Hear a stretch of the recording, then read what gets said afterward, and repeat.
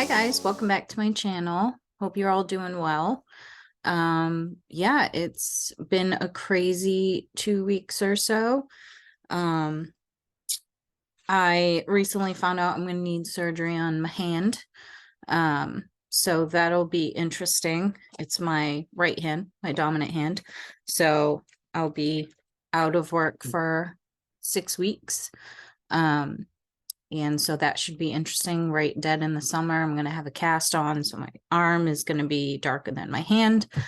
But at least I'll have a little time off during the summertime and can do stuff with the boys. So I'm not looking forward to the surgery, but it'll be cool to have some summertime off with the children to go, yeah, do whatever we do.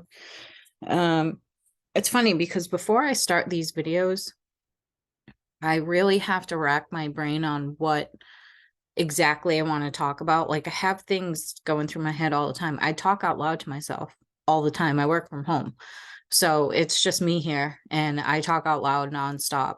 But whenever it comes like figuring out what I want to talk about, there's like 50 things in my head all at once. And so I try to write it down, but it never comes out in that manner, which is good because I'm just a talker in that sense.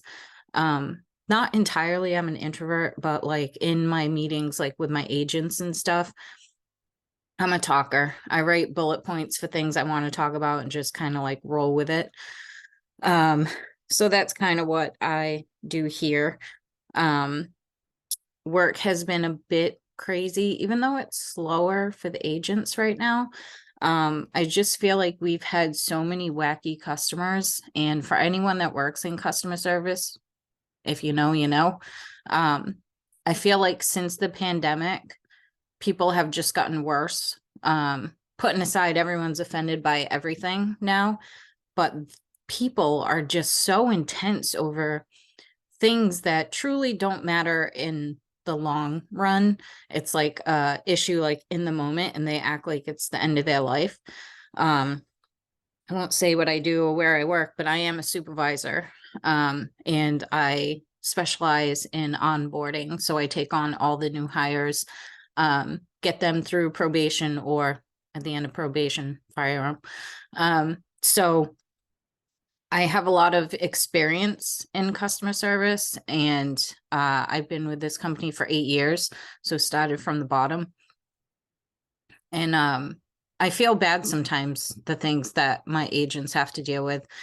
We had this one customer, California. He wanted his cards that day. He didn't get them on time. And he was like, you need to find a way to get them to me today. And it's like, that is not even possible. It's 3 o'clock in the afternoon, Eastern Standard Time. And you want them in California within 3 hours. It's literally not possible. And the outrage over something like this, like we're not selling like oxygen and like trach tubes. Like this is something that you can absolutely live without. And so it's crazy. I don't know. The public has always been a strange thing to me. As an introvert, it even shocks me that I work in customer service. I'm good at telling people what they want to hear. I can de-escalate situations, like very comfortable doing that. It sucks when I take an escalation because it's somebody that is already so pissed off and I only know very minimal information on what the actual issue is.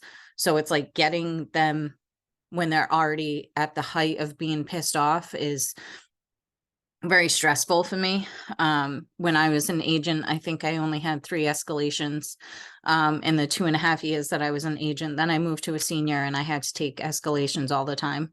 And now as a supervisor, you know, we have a team of senior agents that take escalations first. And then if none of them are available, supervisors take them.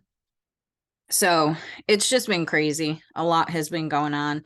I had 3 doctor's appointments last week and then found out I have to have surgery on my hand, also have an issue with my elbow. So it's just been a lot in trying to navigate what time off looks like. as far as like pay and stuff like that. So I'm like, "Ugh." A little stressed out, but I should find out soon when I'm having that done. So yeah, and then yesterday was just one of those days where I was highly motivated. And I did a lot of cleaning, and then within 10 minutes of my son being home, there was already shit on the floor. Not actual shit, like droppings from like a muffin. Um, and it's kind of like, why do I go so hard? When they come home, their stinky ass feet. I had to like rewash the floor because one of my sons came in, took his shoes off, and his feet just reeked. And so I had to rewash the floor after he went into the shower. I'm like, yes, this is what being a mom is like. And people are like, oh, you're so lucky you work from home and like, you get to do all these things while you work. And it's like, I really don't. And I do miss having that work life separation.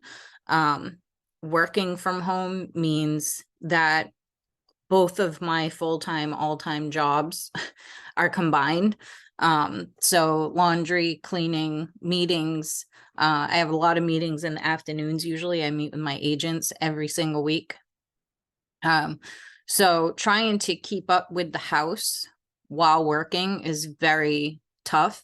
And I thought about it because I feel like besides like surface cleaning, I used to do a lot more in-depth stuff.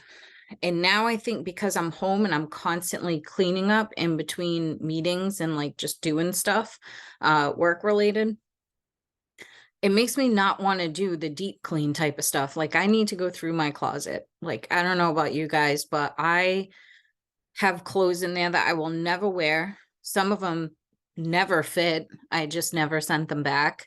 And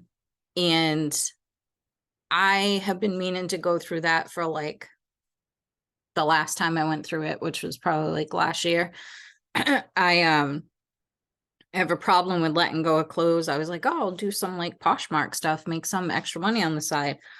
I'm just going to put them in a bag and take them to Goodwill. Like that's what I'm going to do. But there's just so much that it's overwhelming for me to even think about, to push myself to do it. And so usually with something like that, I do baby steps. So good example of it is I was super stressed about getting an oil change. This past weekend, I finally did. Went and got an oil change. I did all the commands right. I didn't pop my trunk when they said pop my hood. Like I did everything right. So I was motivated and I was like, you know what? And tomorrow I'm going to clean out my car. So I did. I cleaned out my car. I got all the trash out, wiped down some stuff, but that wasn't a deep clean. It was just a surface clean. Like I need to wash all the windows inside the car. I need to like wipe down like deep clean, like where the cup holders are and stuff like that. So it's like I did achieve what I said I was going to achieve. It was like a baby step. And then this weekend, I'm going to actually like deep clean it and like vacuum it out because I have like a portable vacuum that I use. So I'm like, okay, baby steps. So now I'm going to do that this weekend. And that's kind of how I have to do things, because if it's a big thing, I just put it off. It's just too much. So I don't really know how to do that with my closet though, because like once I start it, I have to finish it. If I'm pulling everything out, there's no turning back. There's no small baby steps to it, unless you guys have ideas. But it yeah, I don't know. So that's my plan for this weekend. I also am going to see The Little Mermaid with my best friend, my childhood best friend. When we were young, we used to act out. We were young, we did some really strange things, but there was no internet and stuff back then. So we kind of made up our own ways to entertain each other. Once we finally were too old to play Barbie dolls, we found other ways to have fun. And so one time we decided we were going to write the entire script of Clueless out. Why? There really wasn't a reason why. We knew all the like funny parts in it, and like we would always like, talk in like the Clueless verses or whatever, or lines. But yeah, one time we sat there, we had the cassette for it, the VHS. So we would play it, pause, write it down. I was D, of course, because I was darker skinned than her. And so with the Little Mermaid, it was like this joke because she had younger siblings. So like we got stuck like watching stuff like that. And she used to put a blanket down and pretend like she was Ariel, and it was like the funniest thing. So when they decided to remake the Little Mermaid, she was like, dude, we have to go. And I was like, absolutely. So I'm doing that Saturday, and then we're going Cheesecake Factory and just gonna pick out. It's totally not gonna help the diet that I literally just started, but you know, cheat day and portion control. Know what I'm saying? So I am looking forward to that. I have stuff coming up for the next few weekends. And I took this Friday off. I think I'm gonna surprise my kids and get them bubble tea. So when they get out of school, I can surprise them with it. But the only thing is, it's an hour away, and I really don't like being that far away when they're at school. But you know, positive vibes. I think it'll be fine. I'll run down there and get it, and you know, get back up here in time for them. But yeah, that's pretty much what is kind of going on right now. I was having an interesting conversation the other day with one of my friends. She just always seems to attract the same type of guys. So this was like a conversation that we've had numerous times. And I was just kind of like, you know, this person is ended up being the same as that other person that you were with. And it always starts off the same. It's good for the first like 3 to 6 months. That's when we all send our representative. You know what I mean? That's like the person we want them to see. And then after that, you kind of get comfortable and you're like, okay, like this is who I am. And so she attracts these guys that are just horrible. They end up being horrible in like what I'm talking like physical abuse, verbal abuse, just like total mind games, like narcissist, all of it. And it's a pattern that she has. And I'm not saying it's her fault. It's just this pattern where she attracts the same type of guys. And we were like talking like, is it something that she is self-consciously doing? Or does she just see the good in people when it's not really there? Like she'll see that first 3-month person and be like, oh my God, this is amazing. And it's like, even during that time, there are little flags, like little things do stick out. No one is that perfect at hiding their entire existence as a person. And,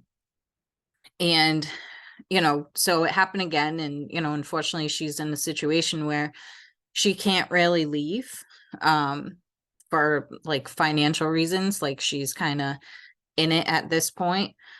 And so, you know, we were talking about like possibly doing counseling. Like, is that something she would want to do alone?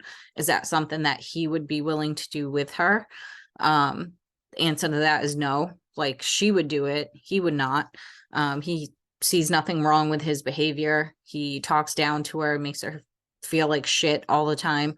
And there's children involved. So that's also where it kind of sucks, because when you're in a situation where financially you cannot leave, if you didn't have kids, you would find somewhere to go. Or at least she would, like we talked about it.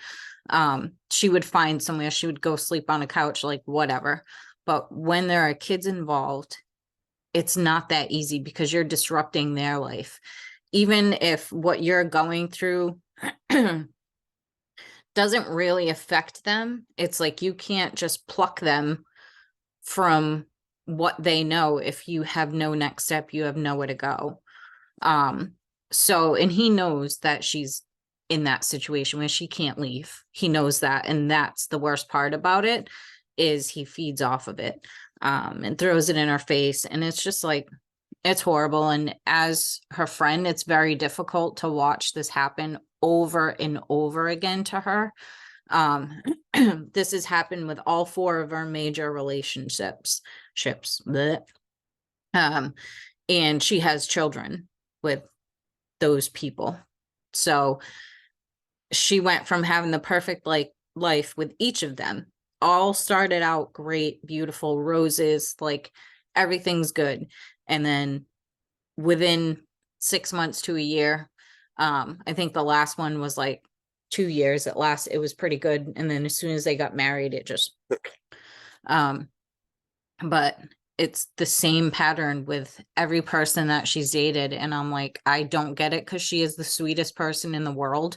um she will do anything and everything for everyone. She's just like top notch. And every time she's met someone new, I'm like, please just let this person like truly appreciate who she is, what she brings to the table. And that's the problem. They don't. They don't appreciate it. And because she is a sweet, gentle soul, they feel like they can use that against her, and it turns into abuse, and it's just not okay. Um, so I'm sure a lot of people can kind of relate in some way or another to that, where you've been in a situation and you needed to get out of it, but you were kind of stuck. Um, I've had some situations, they were more life situations though, not so much. I had one relationship where it was really bad, and luckily my brother was like, come live with me. He was pretty much all I had at that point. My mom was in detox. But this guy was a complete psycho douche. He was horrible. And I was very scared, and I was lucky enough to be able to get out. But not everyone has that. I've been in situations, where I was stuck in New Hampshire for like over a year, with a childhood friend that kind of, I don't know if they call it gaslighting these days. I think that's what it is. But she like had promised all these things. Like if I moved up there with her, I'd be a living nanny. I would make money. I'd be able to go back to school because I dropped out of school when my boyfriend died. Um, and just all these things, all these reasons for me to go. And I was like, fuck yeah, I'm gonna go. And it was the exact opposite. And she had a super creepy older boyfriend. Like she was like 13 when they met, and he was like in his 30s. He was like a creep, wicked creep. So she was still with him, had kids with him, and it was just a bad situation. And luckily, again, I called my brother, and he was like, hey, I'm actually talking to a girl that goes to school up in New Hampshire. Let me see if she's coming down this week and if she can pick you up. And I was like, what? And sure as shit, she showed up like the next day or the day after that. And she was like, hey, I'm so-and-so. Get your shit. You're going to come stay with me and my family at, my parents' house. And I was like, what? And I grabbed my shit and I was out. That was like such a horrible situation, like living situation. Um, so I've been lucky enough where I had certain people come through my life that just happened to rescue me, literally, at the right time. I'm lucky enough. And now I'm in a situation where I have a great partner. We have a pretty good life together, and I don't worry about, I no abuse in any way. He's great, and like my kids are happy. So it's like I am fortunate where I'm not in a situation that she is in, but as a friend, I feel for her so hard. But it's like there's nothing I can do. Like if I won the lottery tomorrow, she'd be the first person I'd give money to and be like, get your kids, go find somewhere and just try not to ever date again. um, but I can't help her. I'm not in a situation where I could get her and move her out and all that stuff. So it's hard. I'm sure other people have gone through it, and you know, leave some comments. What did you do in a situation where you kind of had nowhere to go? How did you make it out? Um, so yeah, it's just shitty situation. Like I've talked to her about like boundaries and stuff like that. Like she's just gone through a lot, and it's like, how much more can someone take before they lose it? So she's tried having like boundaries with him where it was like, you know what, you're not going to talk to me like that. Like that's not okay. And it just didn't really go well, because at that point he was like, no, I'm going to do what I want because you have to be here. So I don't know. I feel like it's just strange when someone attracts the same type of person, but it's like in a sense, no fault of their own. It's just seeing good and someone also being able to see that they can manipulate early on. I think that has to do with it. So yeah, I don't know. It's crazy though. But anywho, so it's only Tuesday. So a few more days. I'm actually off Friday and then we have Monday off because it's Memorial Day. So I'm pretty excited about a long weekend. Kids will go with their dad for a few days and I'll get to tackle that closet. I'll let you know if I actually do it though.